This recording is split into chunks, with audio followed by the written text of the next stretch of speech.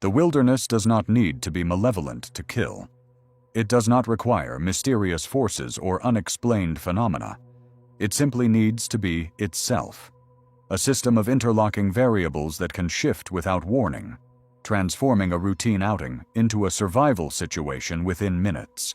Most wilderness fatalities do not result from a single catastrophic event. They result from cascades, a sequence of factors, each manageable in isolation, that combine into something unsurvivable. A weather change that would merely inconvenience a prepared hiker becomes deadly when paired with difficult terrain. A minor navigation error that would cost an hour on a clear day becomes fatal when fog rolls in. A river crossing that would be straightforward in late summer becomes lethal during spring snowmelt. Experienced outdoors people understand this. They know that the mountains, the deserts, the rivers operate by rules that do not accommodate human schedules or intentions. They know that preparation reduces risk, but never eliminates it. They know that the line between a successful trip and a body recovery can be measured in small decisions made under pressure.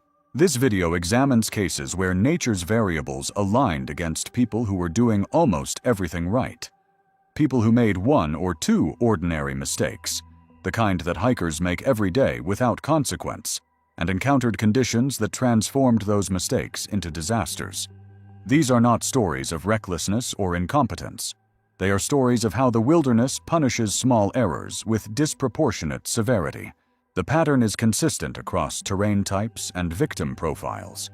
A cascade begins with something minor, a late start, an optimistic weather assessment, a decision to push slightly beyond planned limits. Then conditions shift, and suddenly the margin for error, which seemed adequate moments before, no longer exists. If you find value in examination of how wilderness incidents develop, subscribe to this channel. We analyze the factors that contribute to disappearances and fatalities. We document the decision points where outcomes might have changed. We present evidence that can inform safer choices for those who venture into wild places. Our first case involves a woman whose experience should have protected her. A hiker who had completed hundreds of miles on one of America's most famous trails, who understood backcountry navigation, who carried appropriate equipment. Her disappearance would become one of the most extensively documented cases in Appalachian Trail history, not because of what happened to her, but because of what she left behind. Geraldine Largay was 66 years old when she set out to hike the Appalachian Trail in April of 2013. She was a retired nurse from Brentwood, Tennessee, who had developed a passion for long-distance hiking after her career ended. She had completed sections of the AT in previous years, and this trip was intended to finish what she had started, a northbound through hike from Harper's Ferry, West Virginia, to Mount Katahdin in Maine. She was not hiking entirely alone. Her husband George served as her support crew, meeting her at road crossings to resupply food, provide encouragement, and offer the comfort of familiar company during rest days. This arrangement allowed her to experience the solitude of trail life while maintaining connection to her marriage and a safety net of regular contact. Her trail name was Inchworm, a reference to her slow but steady hiking pace. She did not cover impressive daily mileages. She stopped frequently to enjoy views, take photographs, and rest. What she lacked in speed, she made up for in persistence. Mile by mile, she was making her way toward Katahdin. By July of 2013, she had reached western Maine. The terrain there is among the most challenging on the entire Appalachian Trail. The path crosses remote wilderness areas with few road access points. The forest is dense, composed of spruce and fir, that limit visibility to a few dozen feet in many areas. The trail itself is often faint, marked by white blazes painted on trees that can be difficult to spot when attention lapses. On July 21st, she stayed at the Poplar Ridge Lean-To, a shelter approximately 22 miles from the town of Rangeley. She shared the shelter with other hikers that night, as was common on the trail. The next morning, July 22nd, she departed alone, planning to hike approximately 11 miles to the next shelter at Spalding Mountain. She never arrived. What happened that morning has been reconstructed from evidence found much later. At some point during the first few miles of hiking, she left the trail to relieve herself, a routine necessity that every long-distance hiker performs multiple times daily. When she finished and tried to return to the trail, she could not find it. The forest in that section of Maine is disorienting even for experienced navigators. The trees are dense and similar in appearance. The undergrowth is thick with ferns and blowdowns. The terrain is hilly, but not dramatically so, offering few landmarks that would help establish direction. A person who walks 50 feet off the trail can find themselves in a landscape that looks identical in all directions. She had a compass, but limited skill in using it. She had a cell phone, but no signal in the remote wilderness. She had a spot satellite messenger that could send preset messages and emergency signals, but her attempts to use it failed, possibly due to the dense tree canopy blocking satellite reception, possibly due to user error in an increasingly panicked state. Her text message attempts were recorded on her phone, recovered much later. At approximately 11 in the morning on July 22nd, she tried to send a message to her husband. In prior call,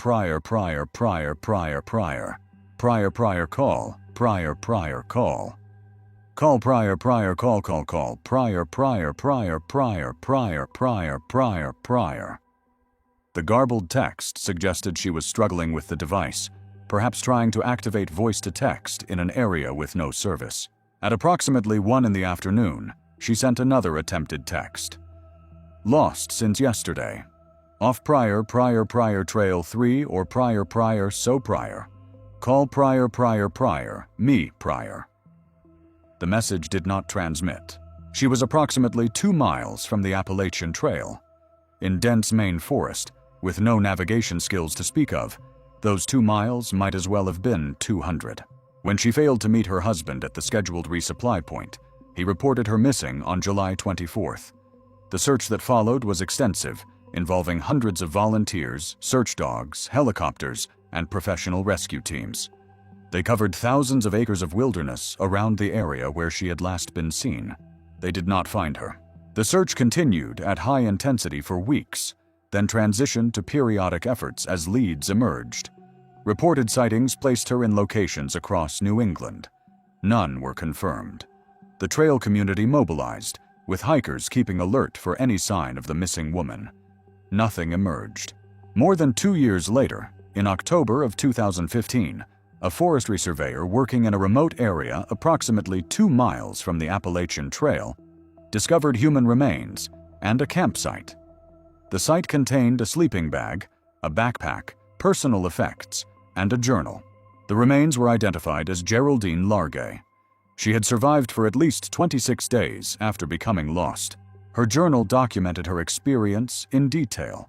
She had established a camp and stayed in place, following the conventional wisdom that lost hikers should remain stationary rather than wandering further into the wilderness. She had rationed her food. She had collected water from a nearby stream. She had waited for rescue that never came. Her final entry was dated August 18th, 27 days after she left the trail. The entry was addressed to her husband, George. When you find my body, please call Prior, my prior husband, George. Prior. The text degradation suggested failing cognitive function, likely due to starvation and dehydration.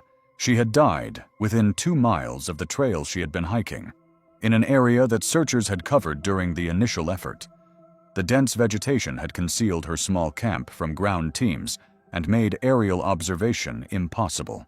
The investigation examined the cascade of factors that had transformed a routine bathroom break into a fatal outcome. The first factor was the terrain. The Maine woods in that area are uniquely disorienting. Unlike western forests with their distinct tree species and open understory, the northern Appalachian forest presents a uniform wall of vegetation. Without landmarks or clear sightlines, navigation becomes extremely difficult. The second factor was her navigation skills. Despite her extensive hiking experience, she relied primarily on the well-marked Appalachian Trail and her husband's support for navigation. When removed from the trail and unable to contact her husband, She lacked the skills to determine direction and return to the path.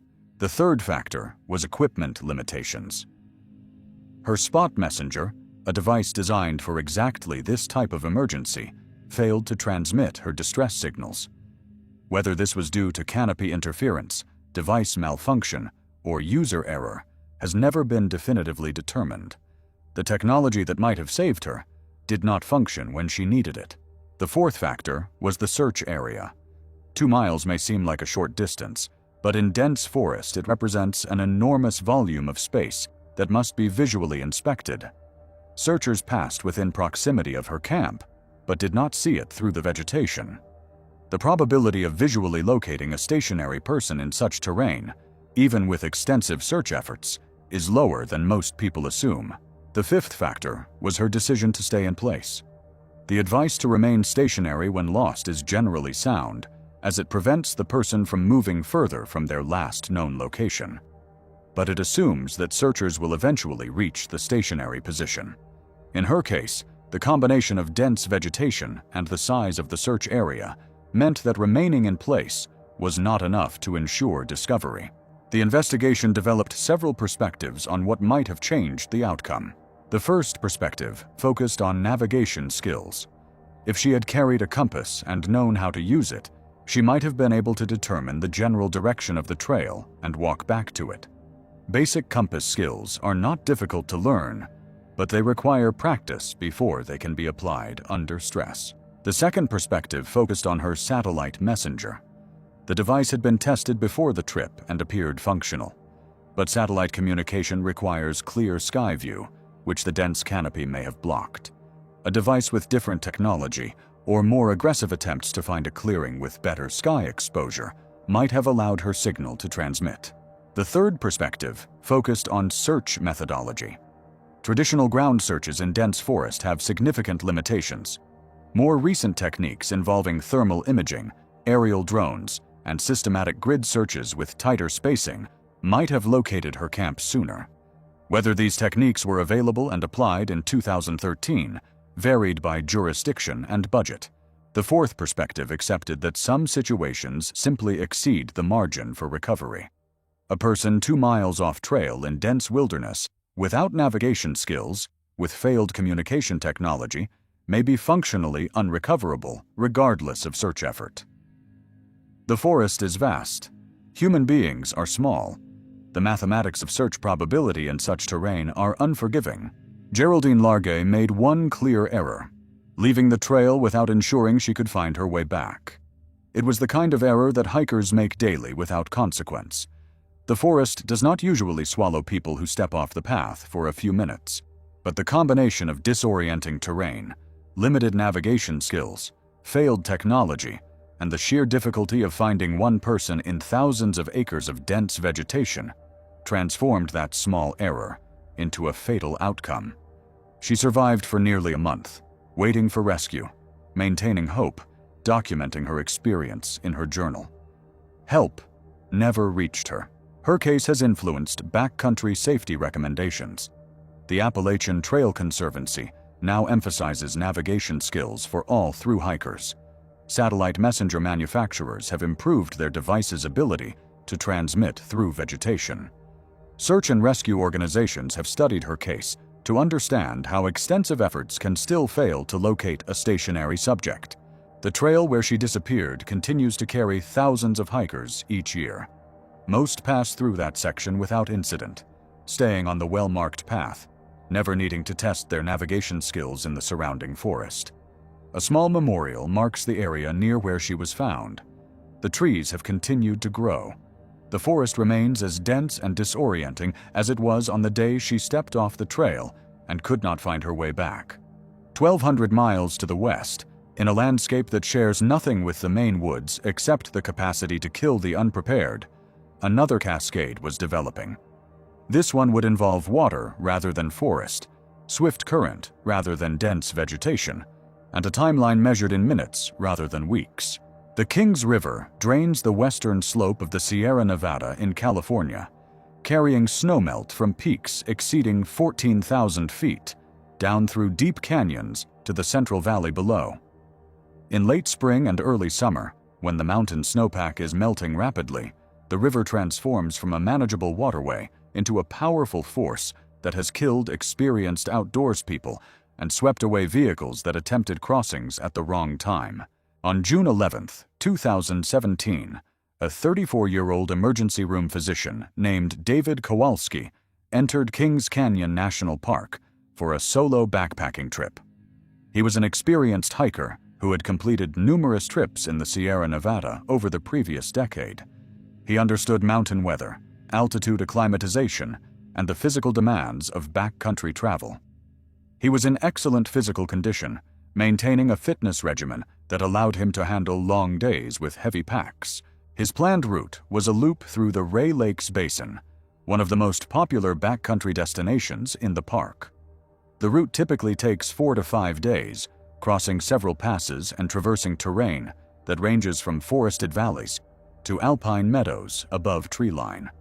It is considered moderately challenging, but well within the capabilities of experienced Sierra hikers.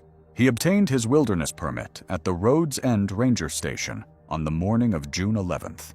Rangers noted that conditions in the high country were still affected by the heavy snowpack from the previous winter. The 2016 and 2017 winters had deposited record snowfall in the Sierra Nevada, and streams that would normally be easily crossed in June were running at levels more typical of early May. The ranger who issued his permit specifically warned him about high water conditions on creek crossings.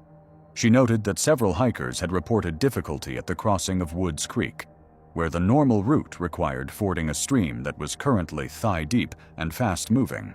She suggested he carry trekking poles for stability and consider turning back if crossings appeared dangerous.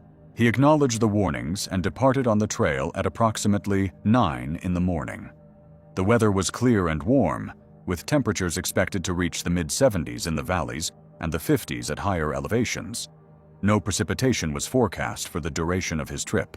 He made good progress on the first day, covering approximately 8 miles and camping near the confluence of Bubbs Creek and the South Fork of the Kings River. The following day, June 12th, he continued up the drainage toward the Ray Lakes Basin, climbing gradually through increasingly spectacular scenery. He reached the Woods Creek crossing in the early afternoon of June 12th. This crossing is a well-known challenge point on the Ray Lakes Loop. In normal conditions, it involves wading across a stream that is typically knee-deep with moderate current. In high water years, it becomes significantly more dangerous. What he encountered was a creek running approximately thigh-deep with a swift current estimated at 4 to 5 miles per hour. The water was glacial melt, with temperatures in the low 40s. The stream bed was composed of smooth granite cobbles that become extremely slippery when submerged. The standard technique for crossing such streams involves unbuckling pack straps so the pack can be jettisoned if the hiker falls, using trekking poles for stability, facing upstream and moving sideways across the current, and selecting a crossing point where the water is widest and therefore shallowest. He had trekking poles. He knew the technique. He had crossed similar streams before, though perhaps not at this water level.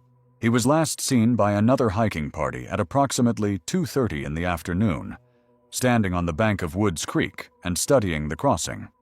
The other hikers, a couple from San Diego, spoke with him briefly. He mentioned that the water looked challenging but manageable. They warned him to be careful. He said he would be fine. The San Diego couple continued downstream, having already completed their crossing earlier in the day, when conditions were slightly lower. They did not see him enter the water. When he failed to appear at his expected exit point 4 days later, rangers initiated a search. Teams hiked the route from both directions, checking campsites and looking for any sign of his passage. They found his pack on June 17th, wedged in a logjam approximately 300 yards downstream from the Woods Creek crossing. The pack was torn, with one shoulder strap missing entirely. The contents were mostly intact, but soaked. His sleeping bag, food, stove, and clothing were recovered. His camera, which had been clipped to a chest strap, was missing. His body was found on June 19th, nearly a mile downstream from the crossing, in a deep pool where the current had deposited debris from upstream. He was wearing his hiking boots and the base layers he would have had on when entering the water. He was not wearing his pack, confirming that he had followed the safety practice of unbuckling before the crossing. The medical examiner determined that death was caused by drowning, with hypothermia as a contributing factor. Bruising patterns suggested he had struck submerged rocks during the transit downstream. Whether he lost consciousness before drowning or remained aware throughout could not be determined.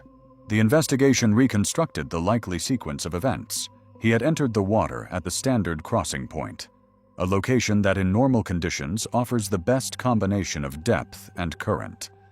In the high water of June 2017, this point was significantly more dangerous than its appearance suggested. He likely lost his footing within the first few steps. The smooth granite cobbles provide almost no traction when covered by swift water. Once a hiker's feet slip, regaining balance against a strong current is extremely difficult, especially when the water is deep enough to create substantial lateral force against the body. When he fell, the current carried him downstream immediately. The cold water would have begun affecting his muscular coordination within seconds. His pack, though unbuckled, may have initially stayed with him before being torn away by the force of the water. He traveled approximately 300 yards in the initial transit, during which time he struck multiple rocks and was pulled through at least one section of rapids. By the time he reached the pool where his body was eventually found, he had likely lost the ability to swim or self-rescue. The water temperature was approximately 43 degrees. In water that cold, even a strong swimmer loses effective muscle function within 10 to 15 minutes. He was in the water for considerably less time than that, but the combination of cold shock, physical trauma from rock impacts, and the continuous force of the current made self-rescue effectively impossible once he lost his footing. The investigation examined the factors that had combined to produce the fatal outcome. The first factor was the unusually high water. The 2016 and 2017 snow years had been exceptional, depositing snowpack that was still melting rapidly in mid-June. Stream levels that would normally have been declining by his trip date were instead at peak flow. The crossing that rangers had warned him about was significantly more dangerous than it would have been in an average year. The second factor was timing. Stream levels in the Sierra Nevada vary significantly throughout the day, driven by the cycle of snowmelt. Flows are typically lowest in the early morning, before daytime warming accelerates melting, and highest in the late afternoon. He reached the crossing at approximately 2:30 in the afternoon, near the daily peak flow. The third factor was the water temperature. Glacial melt is cold, regardless of air temperature. The low 40s water he entered would begin causing cold shock immediately upon immersion, making controlled movement difficult and reducing the time available for self-rescue. The fourth factor was the stream bed composition. Smooth granite cobbles are standard in Sierra Nevada streams, but become extremely hazardous when combined with swift current. The rounded shapes that make them aesthetically pleasing also eliminate the edges and texture that would provide traction. The fifth factor was his decision to attempt the crossing despite the conditions. He had been warned by rangers. He had observed the water himself and noted that it looked challenging. He made the judgment that the crossing was manageable. That judgment was incorrect, but it was the kind of assessment that experienced hikers make regularly. The investigation developed several perspectives on what might have changed the outcome. The first perspective focused on timing. If he had reached the crossing in early morning, when flows were lower, the water might have been shallow enough to cross safely. His schedule had him arriving in early afternoon, the worst possible time. The second perspective focused on route alternatives. The Ray Lakes Loop can be completed in either direction. Hiking the loop clockwise, rather than counterclockwise, would have brought him to Woods Creek from the opposite direction, with the crossing much closer to the trailhead where he could have assessed conditions and turned back if necessary. The third perspective focused on turnaround criteria. Experienced wilderness travelers sometimes establish firm rules about hazard assessment. If a crossing looks dangerous, turn back regardless of schedule or investment in the trip. He had made his own assessment and decided to proceed. A more conservative threshold might have led to a different decision. The fourth perspective focused on crossing technique. While he knew the standard practices for stream crossing, there are additional techniques for high water situations, including using rope belays, crossing in groups for mutual support, or waiting for water levels to drop. As a solo hiker, some of these options were unavailable to him. The fifth perspective accepted that stream crossings during peak snowmelt involve inherent risk that cannot be fully mitigated. The combination of cold water, swift current, and slippery substrate creates conditions where a single slip can be fatal. He made a reasonable assessment that proved incorrect. The margin between success and disaster was measured in seconds and inches. He was an emergency room physician, trained to assess risk and make decisions under pressure.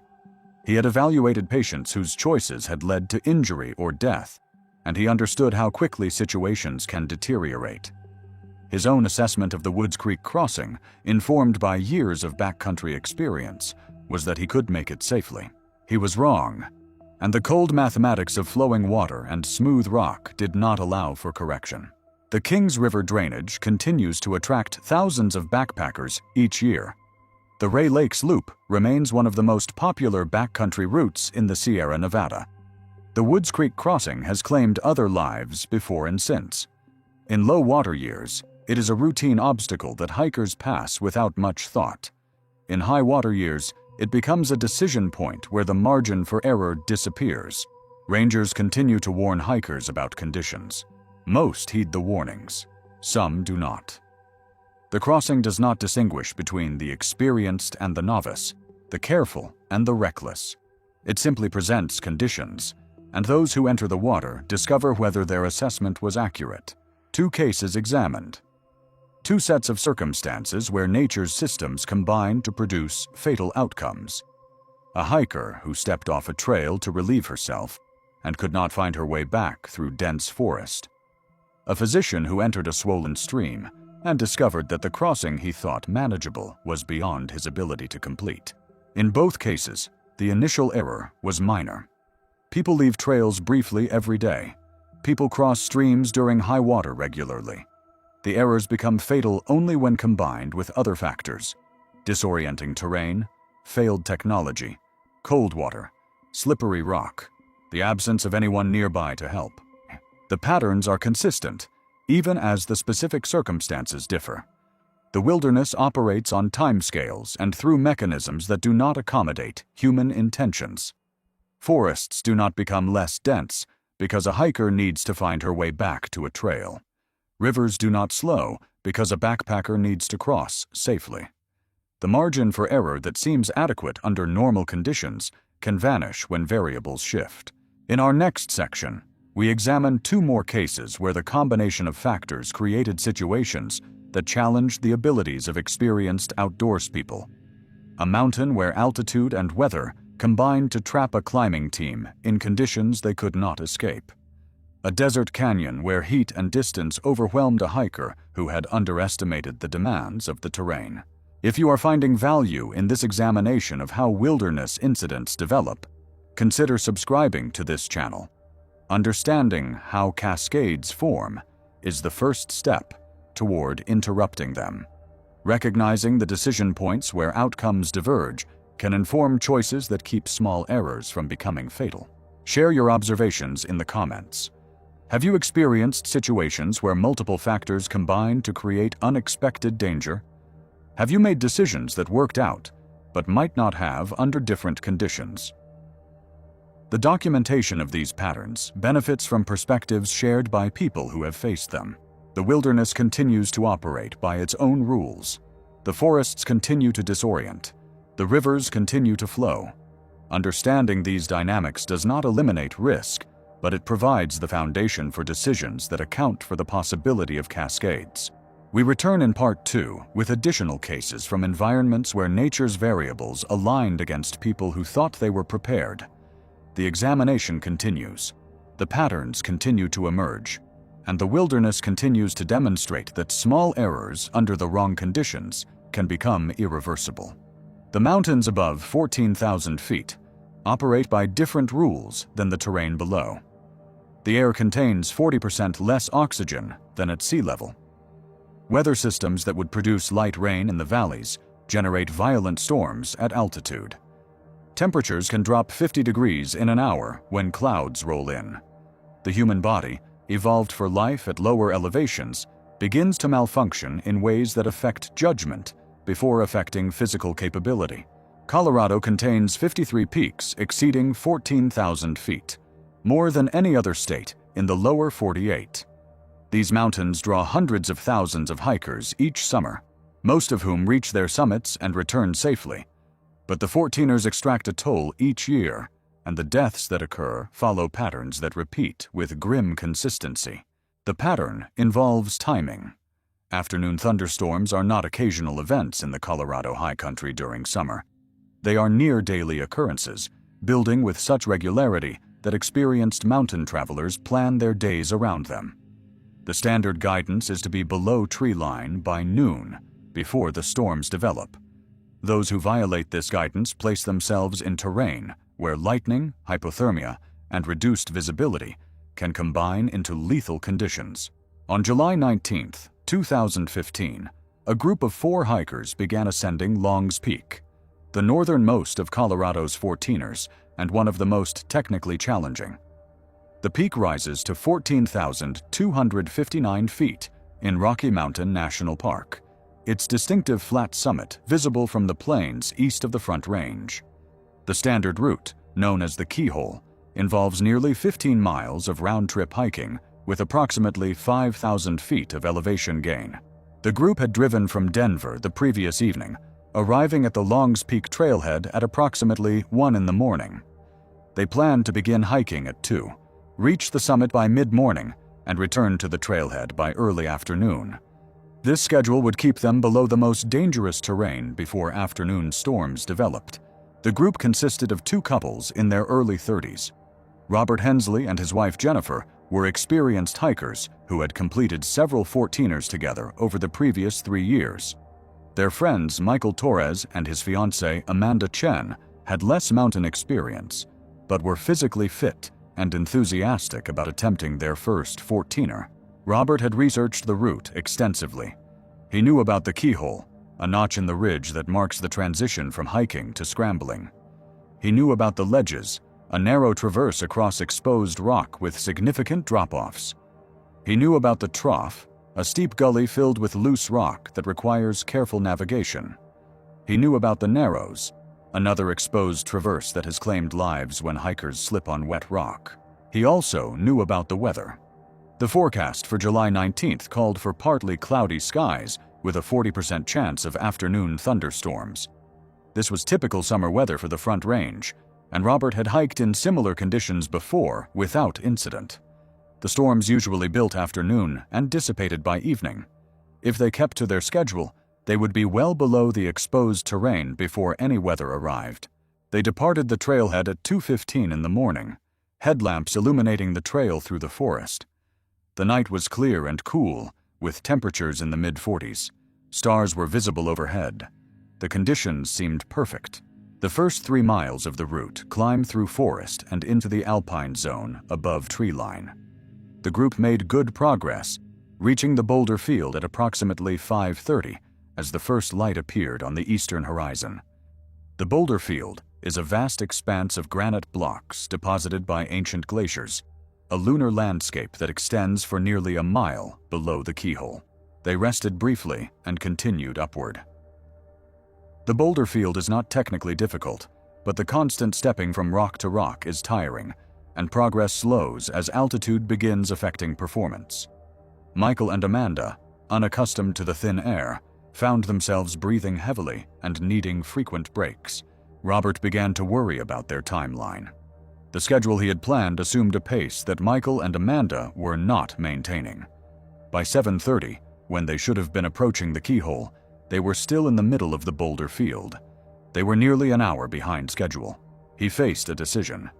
They could turn back, accepting that the pace was too slow and the timeline too compromised, or they could continue, hoping to make up time on the terrain ahead. He chose to continue. This was his first error. The decision was influenced by multiple factors. They had driven hours to reach the trailhead. Michael and Amanda had been looking forward to the climb for months. The weather was still clear, with no visible clouds over the peaks. Turning back felt like giving up. They reached the keyhole at approximately 9:15, nearly 2 hours behind schedule. The keyhole itself is not dangerous, but it marks the beginning of the route's exposed sections. Beyond the keyhole, hikers traverse the ledges, climb the trough, cross the narrows, and scramble up the home stretch to the summit. In good conditions, this section takes approximately 2 hours each way.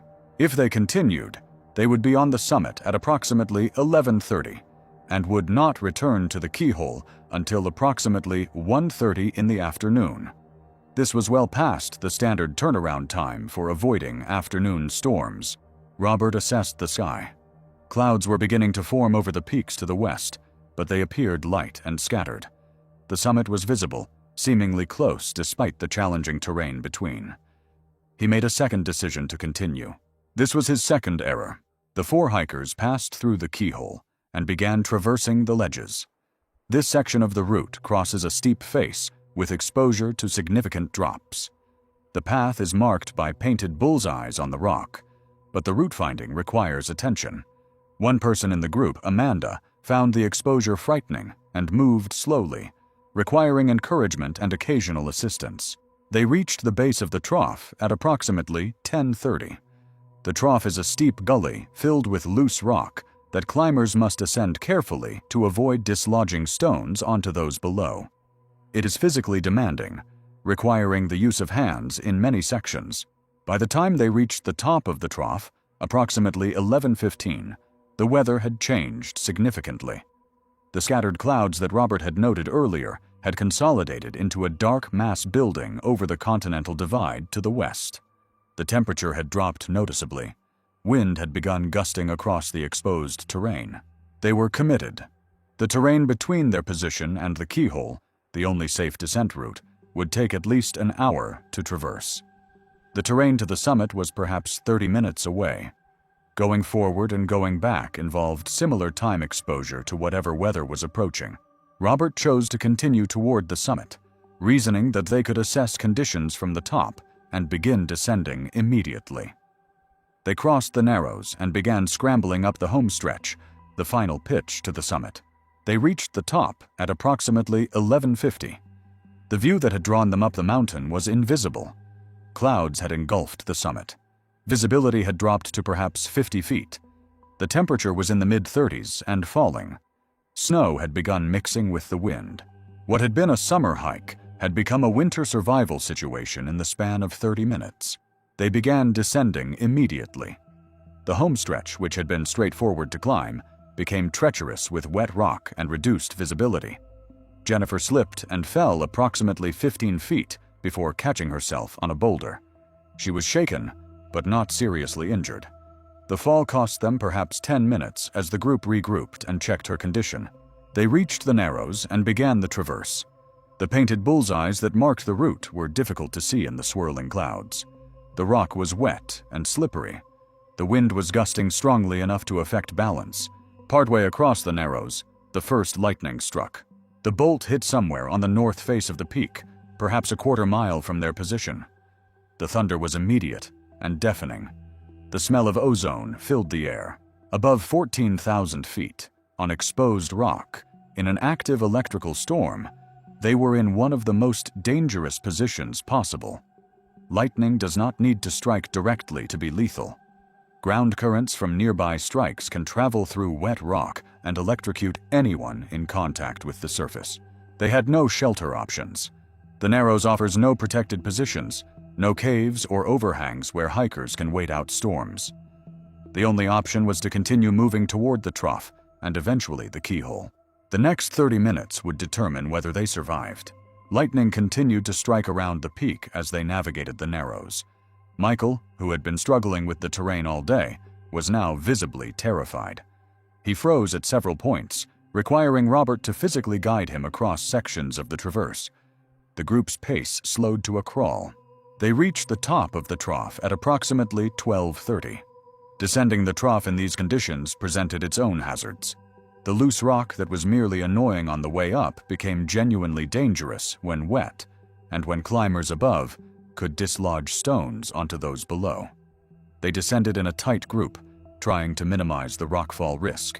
Amanda was the last to begin the descent. She was perhaps 50 feet above the others when the lightning struck the ridgeline directly above the trough. The bolt did not hit her directly. It struck rock approximately 100 feet above her position. But the electrical discharge traveled through the wet granite, and she was in contact with the rock when it arrived. She collapsed immediately and began sliding down the trough, her body limp. Robert scrambled to intercept her, catching her approximately halfway down the gully. She was unconscious. She was not breathing. Robert had taken a wilderness first aid course several years earlier. He remembered the protocol for lightning strike victims, immediate CPR, because the heart often responds to resuscitation if treatment begins quickly. He positioned her on the flattest surface available and began chest compressions. Jennifer called 911. Remarkably, she had cellular signal, likely bouncing off a tower in Estes Park, visible from their position. She reported the emergency and their location. Michael stood frozen, unable to process what was happening. The storm continued around them, rain and snow mixing with the wind, lightning still striking periodically on the surrounding ridges. Robert performed CPR for approximately 15 minutes. At some point during those 15 minutes, Amanda's heart began beating again. She remained unconscious but was breathing when he stopped compressions. They could not stay where they were. The exposed position in the trough left them vulnerable to additional lightning strikes and to hypothermia as the storm continued. But moving an unconscious person down technical terrain presented enormous challenges. Robert made the decision to leave Amanda with Jennifer while he and Michael descended to the keyhole to meet the rescue team that had been dispatched. This would allow him to guide rescuers to the correct location and would give Michael, who was barely functional, something concrete to focus on. He and Michael began the traverse across the ledges. The route was now covered with a mixture of rain, snow, and hail. The painted bullseyes were nearly invisible. Navigation required memory of the ascent and careful attention to the terrain. They reached the keyhole at approximately 2:15. A park ranger had already arrived, having run the approach from the trailhead in record time. Additional rescue personnel were en route. Robert guided the ranger back across the ledges to where Jennifer was maintaining Amanda's position. Amanda had regained partial consciousness, but was confused and unable to walk. Her left arm appeared to have been burned by the electrical discharge, with characteristic branching marks visible on her skin. The rescue operation that followed involved a technical evacuation that would take nearly 8 hours. A helicopter could not approach due to the continuing storm. Rangers carried Amanda on a litter across the ledges, down the boulder field, and eventually to the trailhead, arriving well after dark. She was transported to a hospital in Denver, where she was treated for electrical burns, cardiac irregularities, and hypothermia. She survived, though she would spend several weeks in rehabilitation and would have permanent nerve damage in her left arm. The investigation examined the cascade of factors that had transformed a summer hike into a near-fatal emergency. The first factor was the group's pace. Michael and Amanda's inexperience with altitude slowed the party significantly, pushing their timeline beyond the safe window for exposed terrain.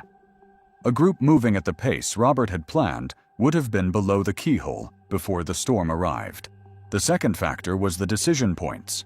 Robert had multiple opportunities to turn back, when the pace was clearly too slow, when they reached the keyhole behind schedule, when clouds began building. At each point, he chose to continue. Any single turnaround would have prevented the emergency. The third factor was the storm's development. The 40% chance of afternoon thunderstorms had materialized into a significant system that built faster than typical patterns. The storm arrived earlier and with more intensity than the forecast suggested. The fourth factor was the terrain. Long's Peak's exposed sections offer no shelter during electrical storms. Unlike some 14ers where hikers can descend quickly to treeline, the keyhole route requires traversing technically challenging terrain that cannot be rushed regardless of weather. The fifth factor was the lightning strike itself. Electrical discharge through wet rock is unpredictable. Amanda was not in the most exposed position when the strike occurred. She simply happened to be in contact with rock that conducted the current. Inches of distance might have made the difference between her survival and her death. The investigation developed several perspectives on what might have changed the outcome. The first perspective focused on party composition. Mixing experienced hikers with novices on technical terrain creates pace problems that can cascade into timing problems. A party that moves at the slowest member's pace must account for that pace in planning. The second perspective focused on turnaround discipline. Establishing firm turnaround times and honoring them regardless of conditions or proximity to the goal is standard practice among experienced mountaineers. Robert knew the principles but did not apply them when decision points arrived. The third perspective focused on weather monitoring. While Robert had checked the forecast before the trip, he had not continued monitoring conditions during the hike. Modern satellite communicators can receive weather updates in the backcountry, providing information that might inform turnaround decisions. The fourth perspective focused on terrain selection. Long's Peak is one of the most technical standard routes among Colorado's 14ers. For a group with mixed experience levels, a less committing peak might have been more appropriate for a first 14er attempt. The fifth perspective accepted that mountain weather involves inherent unpredictability. Forecasts provide probabilities, not certainties. A 40% chance of storms means that 4 times out of 10, the storms materialize. Being above tree line when they do involves accepting risk that cannot be fully eliminated through planning. Amanda Chen survived because Robert Hensley remembered his first aid training and applied it immediately. She survived because Jennifer Hensley was able to reach emergency services despite being on a remote peak. She survived because park rangers mounted a technical rescue in dangerous conditions. She survived because the lightning did not strike her directly, because her heart responded to CPR, because the cascade of factors that had placed her in danger did not complete its work. Many hikers have not been as fortunate on Long's Peak. The mountain has claimed dozens of lives since records began, and it continues to claim lives each year. The patterns repeat. Parties that start too late, that ignore building weather, that push past reasonable turnaround times because the summit seems close. The summit is always close when viewed from below. The distance is measured not in miles, but in decisions, and each decision either adds to the margin of safety or subtracts from it. 600 miles to the southwest, in terrain that shares nothing with the alpine peaks except the capacity to kill the unprepared, the desert was demonstrating its own version of how small errors combine into fatal outcomes. Death Valley National Park encompasses over 3 million acres of the hottest, driest terrain in North America. Summer temperatures routinely exceed 120 degrees Fahrenheit in the valley floor. The average annual rainfall is approximately 2 inches. The landscape is so harsh that early travelers named its features with terms like Funeral Mountains, Coffin Peak, and Dead Man Pass. Despite these conditions, or perhaps because of them, the park draws over 1 million visitors annually. Most stay in air-conditioned vehicles, viewing the scenery from the road. Some venture into the backcountry, attempting hikes that become survival challenges when conditions exceed expectations. The Park Service strongly discourages hiking in Death Valley during summer months. Signs at trailheads warn of extreme heat danger. Rangers advise visitors that the human body cannot survive extended exposure to the temperatures that prevail from May through September. These warnings are ignored with predictable frequency. On June 23, 2019, a 29-year-old software engineer named Thomas Brennan arrived at Death Valley for what he planned as a challenging but achievable day hike. He was visiting from Seattle, where he had spent 3 years developing a reputation as an avid hiker who sought out difficult trails. He had completed numerous routes in the Cascades and Olympics, including several that involved significant elevation gain and technical terrain. He wanted to hike Golden Canyon, a moderate trail that leads through colorful Badlands formations to a viewpoint called Zabriskie Point. The round trip is approximately 6 miles, with about 1,000 feet of elevation gain. In cool weather, it is a pleasant half-day hike, suitable for fit visitors. He arrived at the Golden Canyon trailhead at approximately 7 in the morning. The temperature was already 93 degrees. The forecast called for a high of 118 degrees, with peak temperatures occurring in the early afternoon. He carried 2 liters of water, which he considered adequate for a 6-mile hike. In Seattle, 2 liters would be generous for a trail of that length. He did not understand that the desert operates by different mathematics. The human body loses water through sweat at rates that depend on temperature, humidity, and exertion level. In the Pacific Northwest, where Thomas had developed his hiking experience, sweat loss on a moderate hike might total 1 to 2 liters over several hours. In Death Valley in June, sweat loss can exceed 2 liters per hour during the hottest part of the day. He began hiking at approximately 7:15, moving at a brisk pace through the lower canyon. The trail winds through formations of ancient lake sediments, the layers of tan and yellow and red creating the scenery that draws visitors to the area. He took photographs as he walked, documenting the alien landscape for his social media accounts. By 9 in the morning, he had reached the junction where the trail splits towards Zabriskie Point. He had consumed approximately 1 liter of water. The temperature had climbed to 104 degrees. At this point, he made a decision that would prove fatal. Rather than turning back toward the trailhead, he decided to extend his hike by taking a loop route through Gower Gulch that would add approximately 2 miles to his journey, but would allow him to see additional terrain. This was his critical error. The Gower Gulch extension is not marked as more difficult than the main trail, but it traverses more exposed terrain with less shade and fewer natural rest points. The additional 2 miles, which would be insignificant in cooler conditions, represented nearly an hour of additional exposure to temperatures that were climbing toward the daily maximum. He entered Gower Gulch at approximately 9:30. The canyon is narrower than Golden Canyon, with walls that provide occasional shade, but also trap heat and block any breeze. The sand and rock underfoot absorbed solar radiation and re-emitted it upward, creating an oven effect that elevated the effective temperature beyond what the air alone would suggest. By 10:30, he had consumed his remaining water. He was approximately 3 miles from the trailhead, having completed perhaps half of the extended loop. The temperature had reached 112 degrees and was still climbing. The human body responds to extreme heat through a cascade of physiological changes. Blood vessels dilate to move heat to the skin surface. Sweat production increases to provide evaporative cooling. Heart rate accelerates to maintain blood pressure despite the dilated vessels. These responses are effective up to a point, but they require adequate hydration to function. When water intake falls below water loss, the body begins to fail in predictable stages.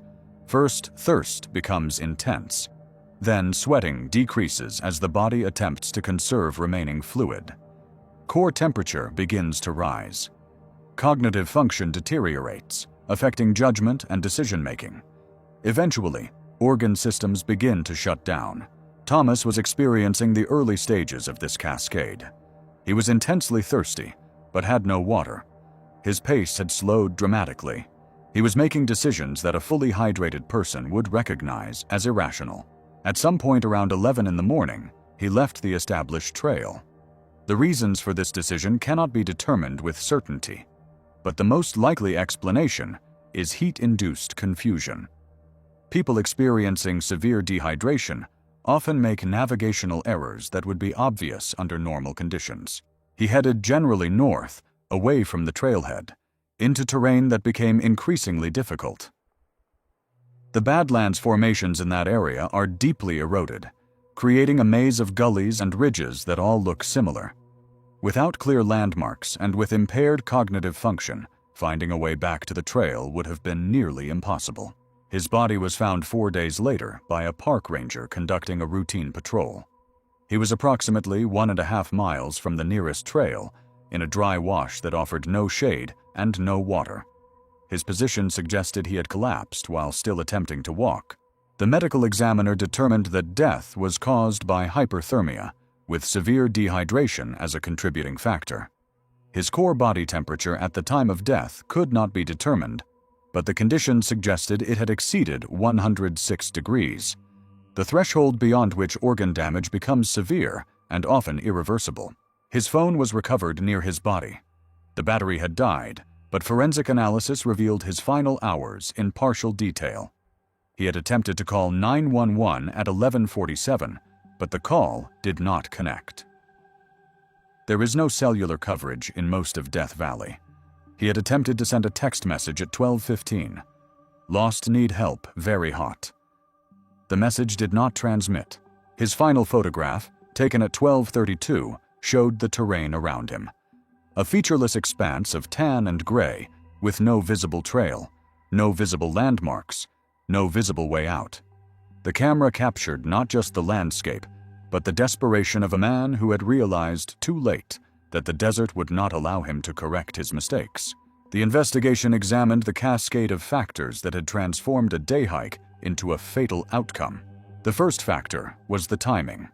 Beginning a desert hike at 7 in the morning during June meant that the return journey would occur during the hottest part of the day.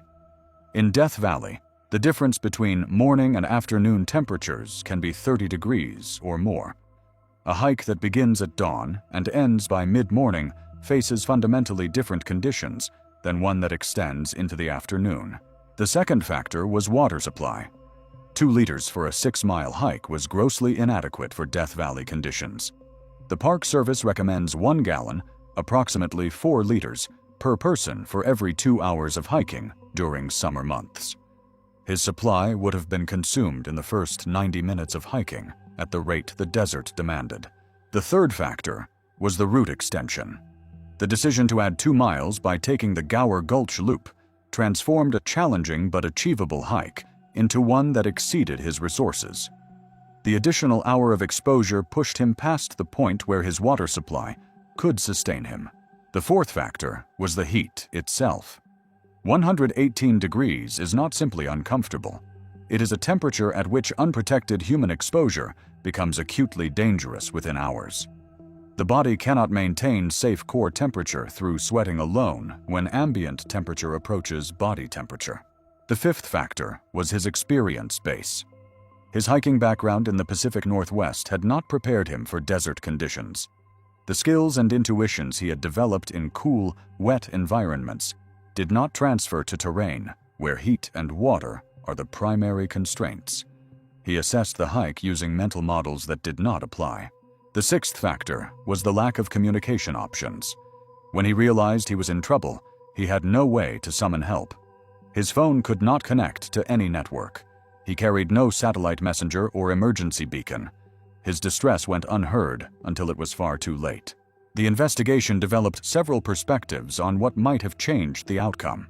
The first perspective focused on seasonal awareness.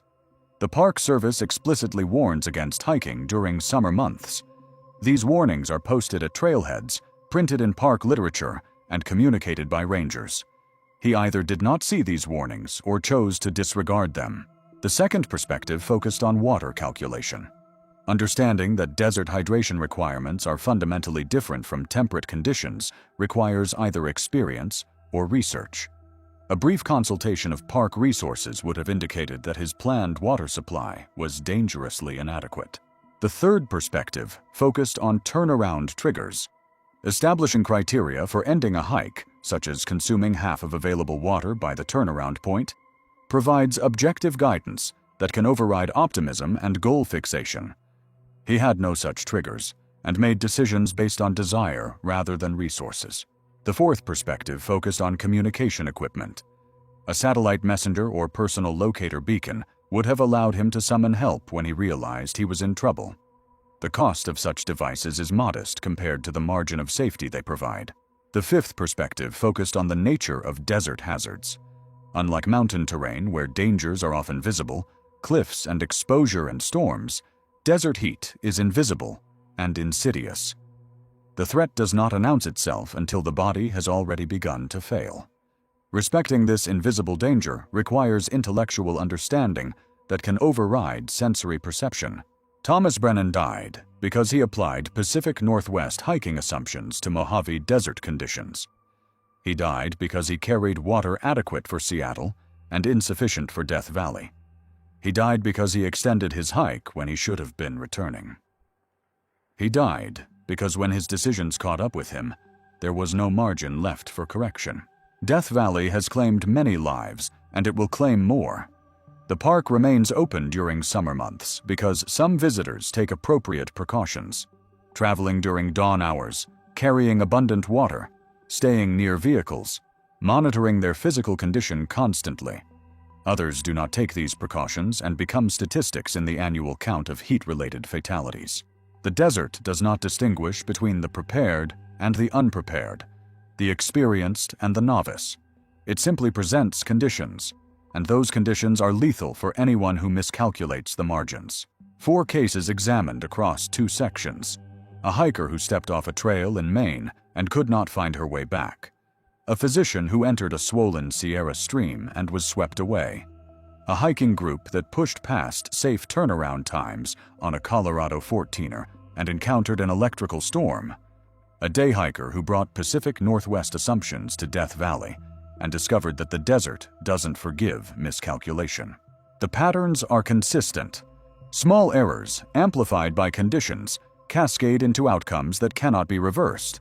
The initial mistakes are unremarkable, the kind that outdoor enthusiasts make regularly without consequence. What transforms them into fatalities is the combination with environmental factors that eliminate the margin for recovery.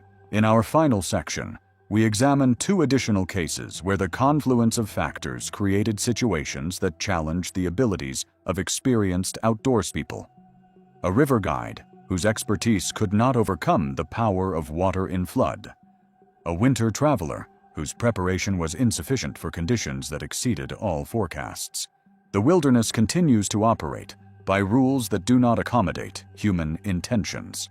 Understanding those rules, respecting the margins they impose, recognizing the decision points where cascades begin, these are the tools that separate those who return from those who do not.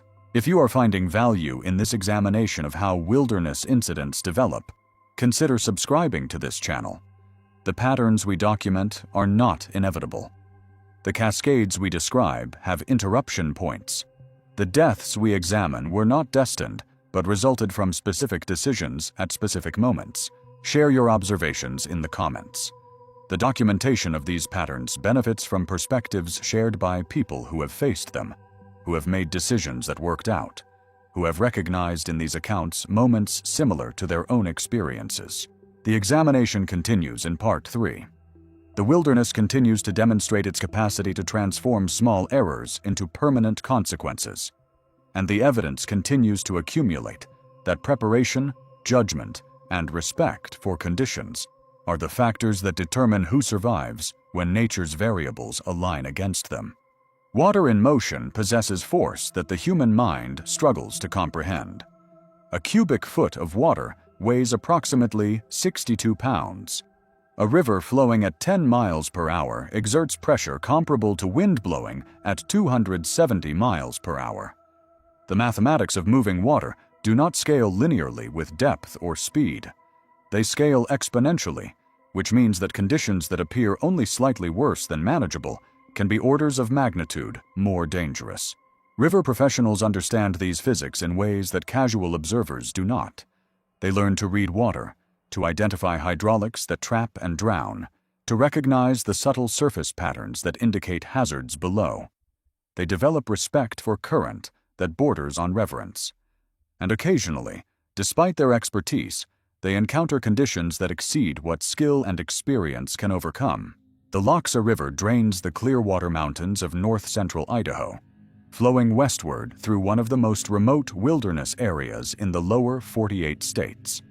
The river is famous among whitewater enthusiasts for its technical rapids, its cold temperatures, and its dramatic spring runoff when snowmelt transforms it from a challenging run into something approaching unnavigable. The Lochsa's character changes dramatically with water level. At flows below 8,000 cubic feet per second, the river presents Class 3 and 4 rapids that skilled paddlers navigate routinely.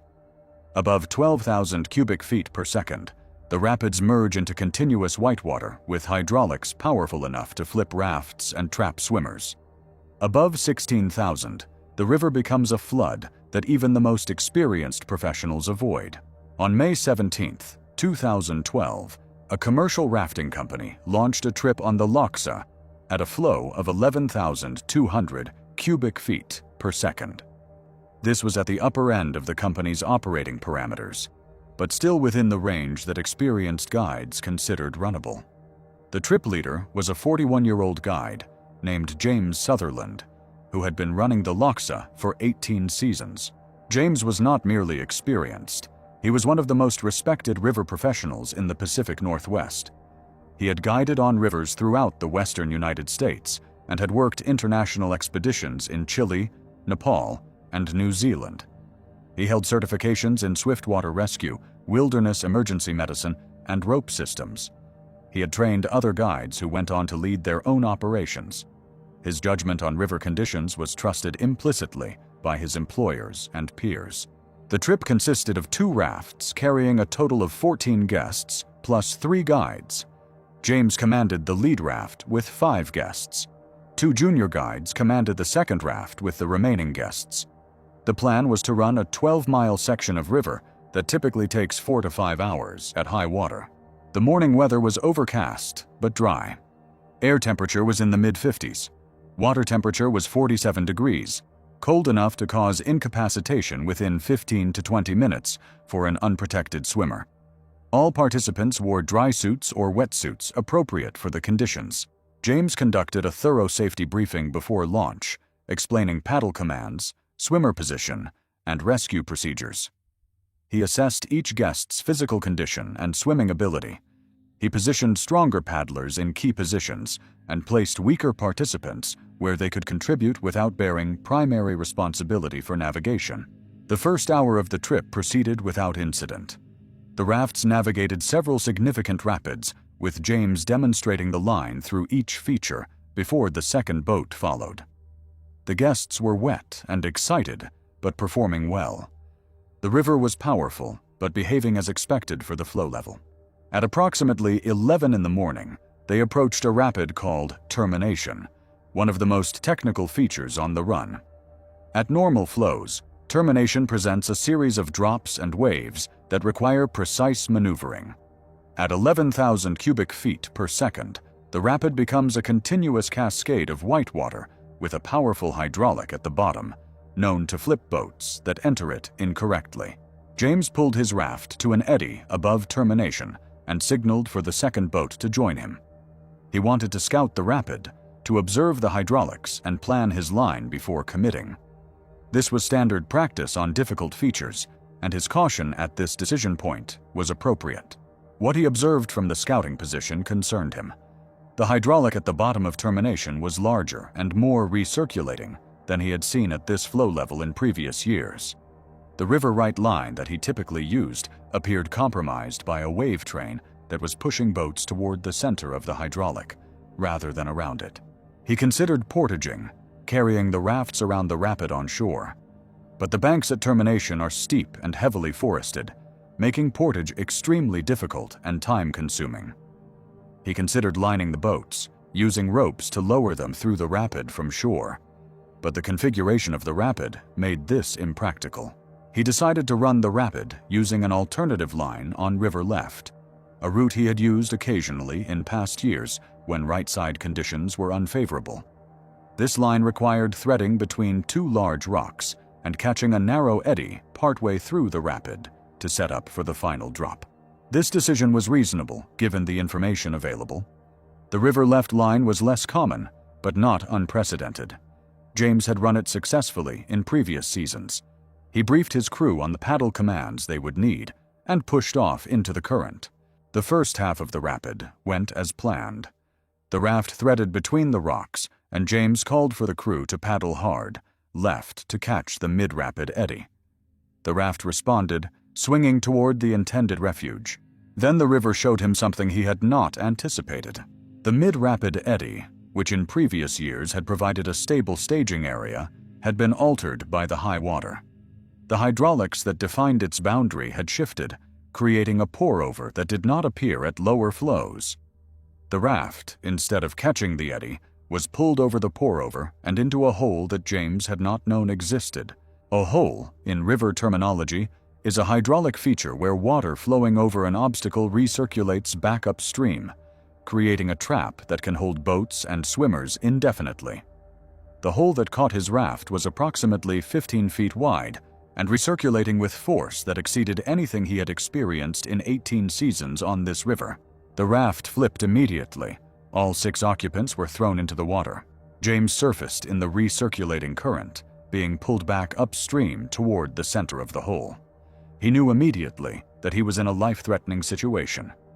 He also knew the technique for escaping holes: swim down and out, using the current at the bottom of the water column to escape the surface recirculation.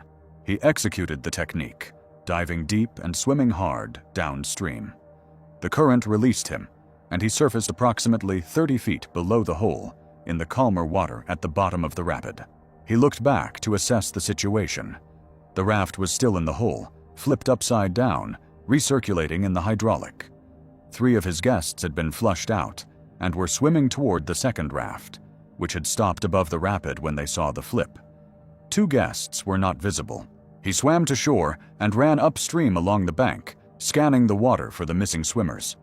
He found the first approximately 50 yards downstream from the hole, clinging to a rock in the middle of the river. The man was conscious but clearly in shock, his face pale and his movements sluggish. James entered the water and swam to the rock, towing a throw rope that he had grabbed from the shore. He reached the man and clipped him to the rope, then signaled to the guides on shore to haul him in. The man was pulled to safety and immediately wrapped in thermal blankets. 1 guest was still missing. James searched for 20 minutes, swimming the eddy lines and scanning every hydraulic where a person might be trapped. The other guides joined the search, covering the river downstream of the rapid. They found the overturned raft, which had eventually flushed from the hole and was pinned against a rock 200 yards downstream. They found a paddle, a water bottle, and a shoe. They did not find the missing guest. Her name was Rebecca Thornton, a 34-year-old veterinarian from Spokane who had booked the trip as a birthday present to herself. She had told the guides at the put-in that she was excited but nervous, that this was her first whitewater experience, that she trusted them to keep her safe. Her body was recovered 3 days later, found by kayakers approximately 4 miles downstream from termination. She was still wearing her life jacket and helmet. The medical examiner determined that she had drowned, likely within the first few minutes after the flip. The cold water would have caused gasping and inhalation of water. The power of the hydraulic would have prevented self-rescue, even if she had retained consciousness. The investigation examined the cascade of factors that had led to her death. The first factor was the water level. 11,200 cubic feet per second was within the company's operating parameters, but represented conditions significantly more dangerous than moderate flows. The margins for error that existed at 8,000 CFS had narrowed substantially at the higher level. The second factor was the altered hydraulics. The mid-rapid eddy that James had relied upon in his alternative line had been transformed by the high water into a hazard rather than a refuge. This change was not predictable from shore observation, and James had no way to know that the feature he was counting on no longer existed in its previous form. The third factor was the hole itself. The hydraulic that flipped the raft and trapped Rebecca was not visible from the scouting position.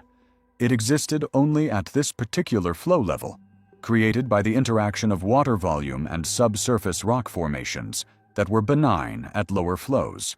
The fourth factor was the cold water. At 47 degrees, the Loxa allows very limited survival time for swimmers. The cold shock response, which causes involuntary gasping when the body is suddenly immersed, can cause drowning within seconds if the gasp occurs underwater. Rebecca likely experienced this response when she was thrown from the raft. The fifth factor was the power disparity between human capability and river force. Once she was in the hole, Rebecca had no ability to escape through her own efforts. The recirculating hydraulic was simply stronger than any human swimmer. Her survival depended on either being flushed out randomly or being rescued by others, and neither occurred quickly enough. The investigation developed several perspectives on what might have changed the outcome. The first perspective focused on flow thresholds. The company's operating parameters allowed trips at flows up to 12,000 CFS, but some river professionals argue that commercial operations with inexperienced guests should maintain more conservative limits. Reducing the maximum to 9 or 10,000 CFS would have prevented the trip from launching that day. The second perspective focused on the scouting decision. James had observed that conditions were worse than expected, but chose to run an alternative line rather than abort. A more conservative decision would have been to portage despite the difficulty, or to hike the guests out and return for the equipment later. The third perspective focused on the unpredictability of high water hydraulics. Features that are safe at one level become lethal at another, and these changes are not always visible from above. Running rivers at elevated flows necessarily involves accepting uncertainty that cannot be eliminated through experience or observation. The fourth perspective focused on guest screening. Rebecca had no whitewater experience. Placing a complete novice on an expert-level run at high water, regardless of guide qualifications, involves accepting risk that the guest cannot fully evaluate. Some argue that certain conditions should be reserved for participants with demonstrated skills. The fifth perspective focused on the inherent danger of the activity. Whitewater rafting involves accepting that equipment failures, unexpected hydraulics, and swimmer entrapments can occur despite all precautions. Rebecca had signed a waiver acknowledging these risks. Whether the acknowledgement constituted informed consent, given her lack of experience with which to evaluate the dangers, remains debated. James Sutherland continued guiding after the accident, though he has not returned to the Loxa. He testified at the inquest that he had made the best decisions he could with the information available, that he had followed protocols, that he could not have predicted the altered hydraulic that flipped his raft. The jury found no criminal negligence. He has spoken publicly about the incident in professional contexts, emphasizing the lessons he believes other guides should take from it. He talks about the humility that high water demands, about the danger of relying on past experience when conditions have changed, about the inadequacy of human strength against the force of moving water. The Loxa continues to flow each spring, its volume rising and falling with snowmelt from the Clearwater Mountains. Commercial operations continue to run the river, though most companies now maintain lower flow thresholds than they did in 2012. Termination Rapid continues to challenge paddlers, its hydraulics shifting each season as the river rearranges the boulders on its bed. Rebecca Thornton's name does not appear on any memorial at the river. Her death was ruled an accident, the result of factors that combined in ways that could not have been fully anticipated.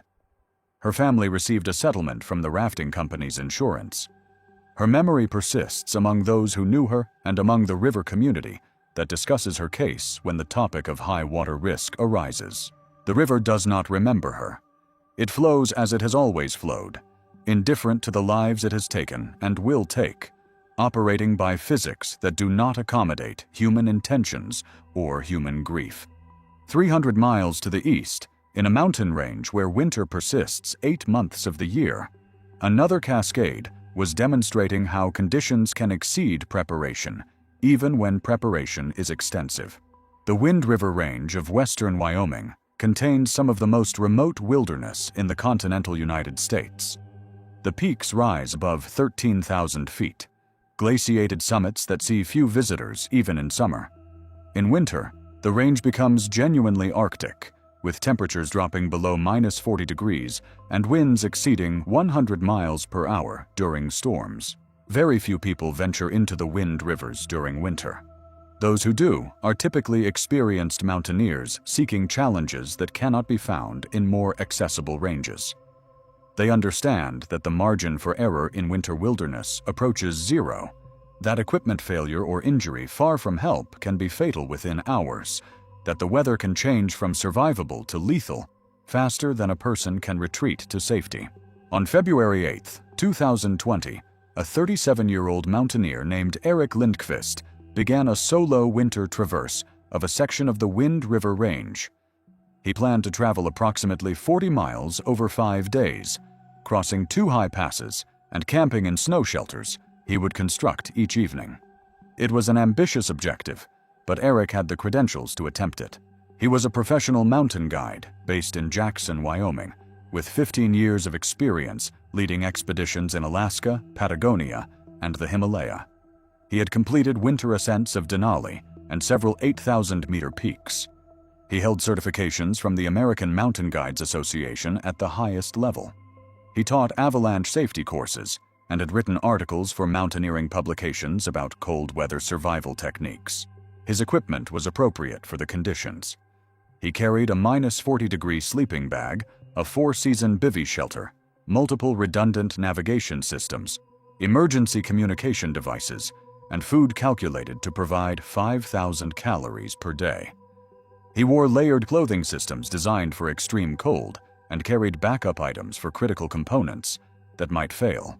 He filed a detailed trip plan with the Shoshone National Forest Ranger Station, specifying his route, his timeline, and his check-in protocols. He carried a satellite messenger programmed to send position reports every 4 hours and to transmit emergency signals if activated. He had done everything that a responsible winter traveler should do. The weather forecast for his trip window showed cold but stable conditions. Temperatures were expected to range from -10 to -25 degrees Fahrenheit, typical for February in the Wind Rivers. Winds were forecast at 15 to 25 miles per hour, manageable for an experienced mountaineer. No significant precipitation was expected for the first 3 days of his trip.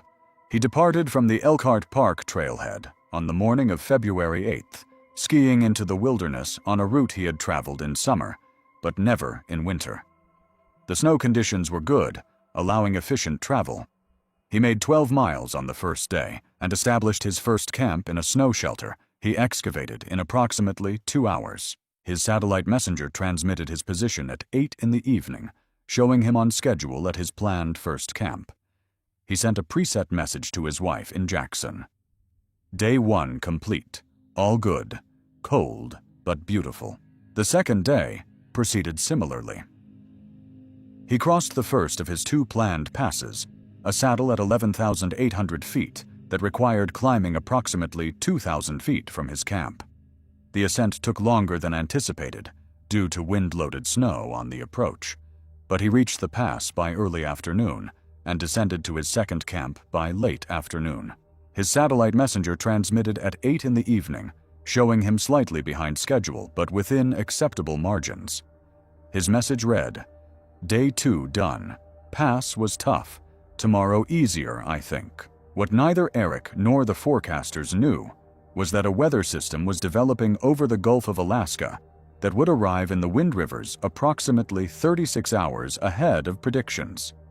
The system was not unprecedented, but its speed and intensity exceeded what the models had indicated.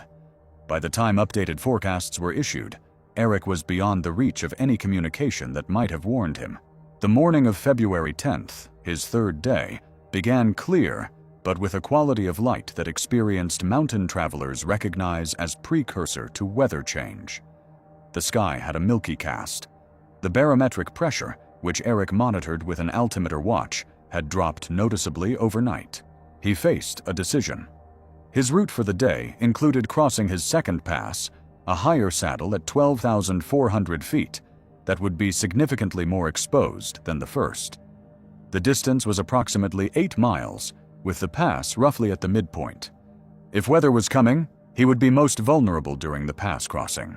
He could hunker down and wait, hoping the weather would pass or prove less severe than the signs suggested. But his food supply was calculated for 5 days, and extending the trip would require rationing that would compromise his energy reserves. He could also attempt to retreat, but he was now closer to his planned exit than to his entry point. He decided to push forward, planning to move fast and get over the pass before conditions deteriorated significantly. This decision was consistent with how experienced mountaineers often operate, moving through danger quickly rather than remaining in it longer. He broke camp at first light and began skiing toward the pass. For the first 2 hours, conditions remained acceptable. Cold, windy, but navigable. He reached the base of the pass climb at approximately 9 in the morning. The weather arrived as he was ascending the pass. It came not gradually, but suddenly, the way mountain storms often do. One moment the sky was overcast but bright. The next, visibility had dropped to 50 feet, and snow was blowing horizontally across the slope. The temperature, already well below zero, began dropping as the storm's cold core arrived. He was approximately 500 feet below the pass when conditions became genuinely severe. Visibility dropped to near zero. The wind increased to speeds that investigators later estimated at 60 to 70 miles per hour. The wind chill pushed effective temperature below -60 degrees. At -60, wind chill, exposed skin freezes in under 5 minutes. Breathing becomes painful as cold air sears the lungs. Goggles fog and then freeze, eliminating vision. The body loses heat faster than metabolic processes can generate it, even with maximum exertion. Eric stopped climbing and began constructing an emergency shelter. This was the correct response to the conditions. Movement in a whiteout risks disorientation and falling. The priority becomes protection from the elements until conditions improve. He excavated a snow trench using his avalanche shovel, working as quickly as the conditions allowed. The snow was wind-packed and difficult to cut. His hands, despite heavy gloves, were losing dexterity. The process that should have taken 30 minutes took over an hour. He crawled into the trench and pulled his bivvy shelter over the opening. Inside, out of the direct wind, conditions were survivable. His sleeping bag could maintain his core temperature even in extreme cold. He had food and a stove to melt snow for water. He could wait out the storm. He activated his satellite messenger's emergency beacon at approximately 11 in the morning. The device transmitted his coordinates and an alert to search and rescue services. Under normal circumstances, a helicopter could reach his position within a few hours. These were not normal circumstances. The storm that had caught him was affecting the entire region. Winds at the surface were gusting over 80 miles per hour. No helicopter could fly. No ground team could travel. The rescue that his beacon requested was physically impossible until conditions improved. He waited in his snow trench as the storm raged above him. His satellite messenger continued transmitting position reports, showing him stationary at approximately 11,900 feet elevation, 500 feet below the pass he had been trying to cross. The storm continued through February 10th and into February 11th. Winds remained above 50 miles per hour. Visibility remained near zero. Temperatures remained in the -30 to -40 degree range, with wind chills exceeding -70. His satellite messenger transmitted through February 10th, showing his position unchanged. On the morning of February 11th, the transmission stopped. When the storm broke on February 12th, search and rescue teams launched immediately. A helicopter reached his position within 2 hours of conditions becoming flyable. They found his snow trench, his bivvy shelter, his equipment. They found Eric Lindqvist deceased inside his sleeping bag. The medical examiner determined that death was caused by hypothermia, with carbon monoxide poisoning as a contributing factor. The carbon monoxide finding was significant. It indicated that he had used his stove inside the enclosed shelter, likely to generate heat or melt water, and that the combustion had consumed oxygen and produced toxic gas in the poorly ventilated space. Using a stove inside a snow shelter is dangerous precisely because of this risk. Eric knew this. He had taught courses that included warnings about exactly this scenario. But at some point during the storm, facing conditions that were killing him through heat loss, he had made the decision to fire the stove anyway. The investigation examined the cascade of factors that had led to his death. The first factor was the weather forecast failure. The storm arrived 36 hours earlier than predictions indicated and proved more intense than models suggested. Eric made his decisions based on information that turned out to be incorrect through no fault of his own. The second factor was his position when the storm hit. If he had been lower in elevation, in more sheltered terrain, the same storm would have been survivable. His location on an exposed slope during the pass approach maximized his vulnerability to the conditions. The third factor was the timing of his departure. If he had waited at his second camp, observing the weather signs that suggested incoming change, he might have avoided being caught in the open. His decision to push forward was understandable, but proved fatal. The fourth factor was the storm's duration. A storm lasting 12 hours might have been survivable in his shelter. The storm lasted over 30 hours, exceeding the duration his preparations could accommodate. The fifth factor was the rescue impossibility. His emergency beacon functioned correctly and transmitted his distress, but no rescue was possible until the storm passed. The technology that was supposed to provide a safety margin could not overcome the physical reality of conditions that grounded all aircraft. The sixth factor was the stove decision.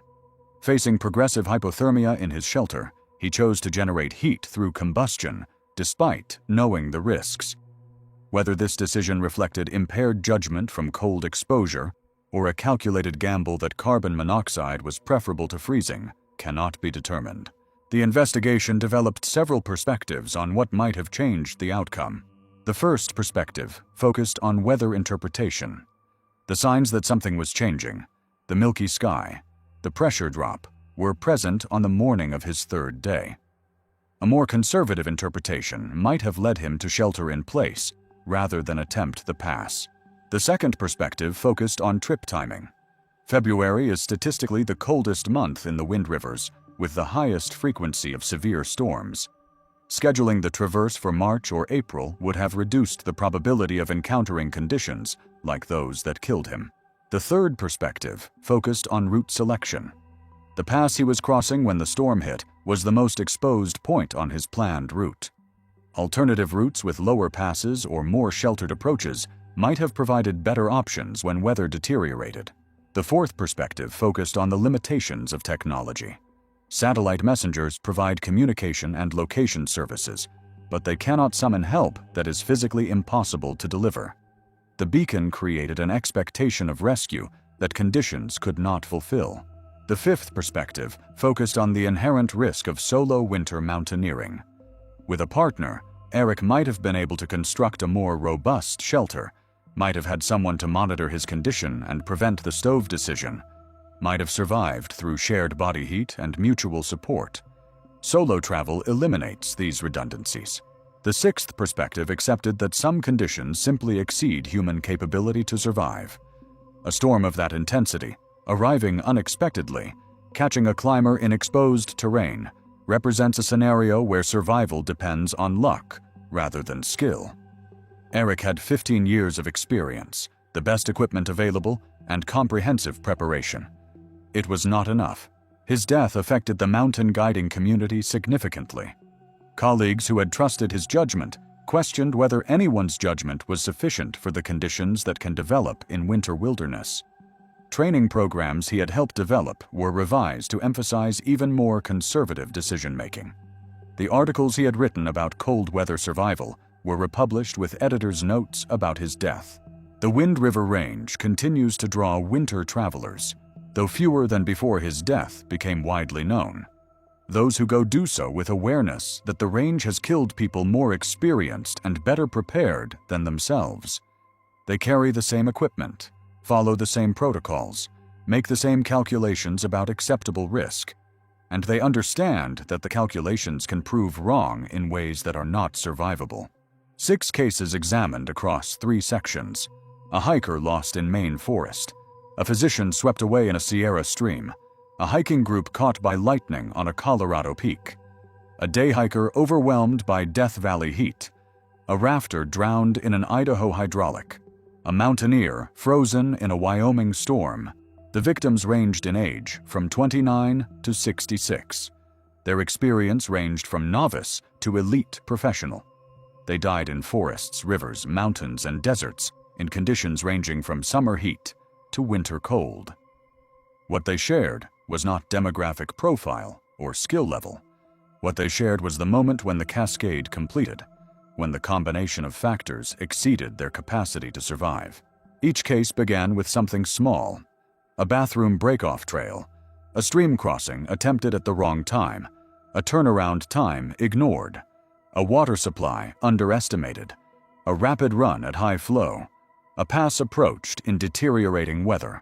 These small beginnings are not remarkable. Hikers leave trails daily. Streams are crossed constantly. Turnaround times are adjusted routinely. Water calculations are made on every trip. Rapids are run at elevated flows throughout the whitewater season. Passes are crossed in imperfect weather by mountaineers around the world. What transformed these ordinary decisions into fatal outcomes was the combination with other factors: disorienting terrain that prevented return to the trail, cold water that eliminated swimming ability within minutes, electrical storms that arrived faster than forecast, heat that exceeded the body's capacity to regulate temperature, hydraulics that were invisible from above and inescapable from below, storms that grounded all rescue aircraft. The wilderness does not require extraordinary circumstances to kill. It requires only the alignment of ordinary factors in ways that eliminate the margin for error. The alignment is not predictable. It cannot be prevented through preparation alone. It can only be made less likely through conservative decisions that maintain margins even when conditions seem acceptable. The people who died in these cases were not reckless. They were not ignorant of the risks they faced. They made assessments that proved incorrect, decisions that worked out for others on other days, but did not work out for them. The difference between their outcomes and the outcomes of countless similar trips that ended safely was not skill or preparation. It was the specific combination of factors they encountered. This is the nature of wilderness risk. It is probabilistic rather than deterministic. Conservative decisions reduce the probability of fatal outcomes, but do not eliminate it. Aggressive decisions increase the probability, but do not guarantee it. The wilderness operates by rules that do not distinguish between the careful and the careless, the experienced and the novice. It simply presents conditions, and those conditions either fall within human survivability or they do not. Understanding this does not require abandoning wilderness travel. It requires approaching wilderness with appropriate humility, with recognition that the margin for error varies with conditions, with willingness to turn back when factors begin accumulating unfavorably. The decision points in these cases were identifiable in retrospect. Geraldine Largay could have carried a compass and learned to use it. David Kowalski could have crossed the stream earlier in the day or not at all. Robert Hensley could have turned his group around at any of several points before the storm arrived. Thomas Brennan could have carried more water or shortened his route. James Sutherland could have portaged termination or chosen not to launch at that flow level. Eric Lindquist could have waited out the weather signs at his second camp. These alternative decisions seem obvious from the safety of retrospect. They were not obvious in the moment, when the factors that would combine into fatality had not yet aligned, when the cascade had not yet begun. The people who made these decisions were doing what outdoor enthusiasts do constantly, making judgments about acceptable risk based on available information. Their judgments were wrong. The information was incomplete. The conditions proved more severe than anticipated. The margins they thought they had did not exist. If there is a lesson in these cases, it is not that wilderness travel is too dangerous to attempt. It is that wilderness travel demands respect for uncertainty, for the possibility that conditions will exceed expectations, for the reality that small errors can cascade into unsurvivable situations. The forests and rivers and mountains and deserts will continue to draw people who seek experiences that cannot be found elsewhere. Most will return safely, their judgments validated by outcomes, their margins never tested. Some will not return, their judgments invalidated by combinations of factors they could not have fully anticipated. The difference between these groups is not always skill or preparation or wisdom. Sometimes it is simply which factors aligned on which day, whether the storm arrived early or late, whether the hydraulic was running or not, whether the temperature was survivable or not. The wilderness does not owe anyone safe passage. It operates by its own rules, indifferent to human intentions and human hopes. Understanding those rules, respecting the margins they impose, recognizing the cascade potential in every decision, these are the foundations of wilderness travel that acknowledges what the wilderness actually is. If you found value in this examination of how nature's factors combine into fatal outcomes, consider subscribing to this channel. We document patterns that can inform decisions. We analyze cascades that might be interrupted by different choices at different moments. We present evidence that the wilderness is not malevolent, but is also not forgiving. Share your observations in the comments. Have you recognized decision points in your own travels where outcomes might have been different? Have you encountered conditions that exceeded your preparation and survived through luck or skill? The documentation of these patterns benefits from perspectives shared by people who have faced them. The wilderness continues to operate by rules that do not accommodate human schedules or human optimism. The weather continues to change. The rivers continue to flow. The mountains continue to generate storms that arrive faster than forecasts predict. Understanding these realities does not eliminate risk, but it provides the foundation for decisions that account for what the wilderness actually is, rather than what we wish it to be. Be humble in wild places. Maintain margins even when conditions seem good. Recognize that the cascade can begin with any decision, and once it begins, it may not be possible to stop. The mountains and rivers and forests will be there tomorrow, and next year, and for generations to come. They will continue to offer experiences that transform and challenge and inspire. They will also continue to kill those who encounter the wrong combination of factors at the wrong moment. The choice to enter the wilderness is a choice to accept this reality. Make that choice with eyes open, with preparation thorough, with humility intact. And when the factors begin aligning unfavorably, when the signs suggest that conditions are deteriorating, when the voice in your head whispers that something is not right, listen. The wilderness rewards those who pay attention. It punishes those who do not. And sometimes, despite everything, it takes people who did everything right. That is the nature of wild places. That is the truth that these cases reveal. That is the reality that anyone who ventures into wilderness must understand and accept. The examination is complete. The patterns have been documented. The evidence has been presented. What you do with this information is your choice. The wilderness will be waiting, operating by its own rules, indifferent to what you have learned. Go carefully, go humbly, and return safely.